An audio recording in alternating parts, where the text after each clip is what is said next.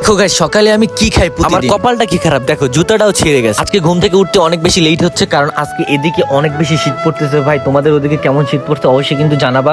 মানে ল্যাপের ভিতর থেকে বের হতেই মন চায় না। এন্ড দেন আমি যখন দেখলাম ফোনটা চেক করে যে 9টার উপরে বাজছে ভাই, আর সারাদিন যদি ঘুমাই কাটাই দেয় তাহলে কিভাবে হবে ভাই, আমার তো অনেক কাজ ভাই। এরপরে যা হলো, ঘুম থেকে উঠে ফ্রেশ হয়ে যখন আসতেছিলাম এন্ড দেন আমি পায়ের দিকে তাকাই দেখি আমার পায়ের একটা বেল্ট ছুটে গেছে, মানে আমার জুতার একটা বেল্ট ছুটে গেছে ভাই। এই সময় আমি কি করবো? যেহেতু আমার অনেক কাজ আছে সেহেতু আমি আমার হাতের পাশে যা পাইছি সেটা নিয়ে আমি আজকে ব্রেকফাস্ট করে নিচ্ছি, কারণ আজকে ব্রেকফাস্টে থাকছে আমার এখন চাউল ভাজা, আই মিন তোমরা যা বলো বিস্কি ভাজা যা বলো। এন্ড গাইস, এই জিনিসটা আমি এত মজা করে খাই বা এত সুন্দরভাবে ইন্টারেস্টিং বানাই খাই, সেটা তোমরা দেখলে অবাক হয়ে যাবা।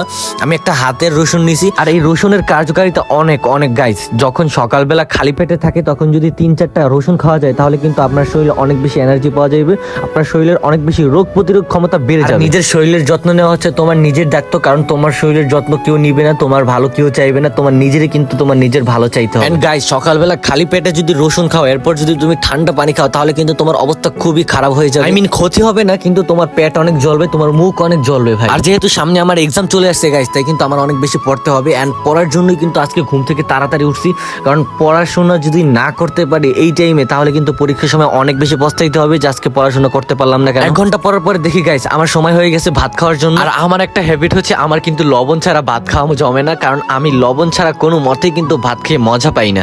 এন্ড আজকে কিন্তু লবণ নিয়ে শুরু করে দিয়েছি আজকের খাবার। আজকের ভিডিও এই পর্যন্তই। নতুন হয়ে গেলে সাবস্ক্রাইব করে যাবো ভাই।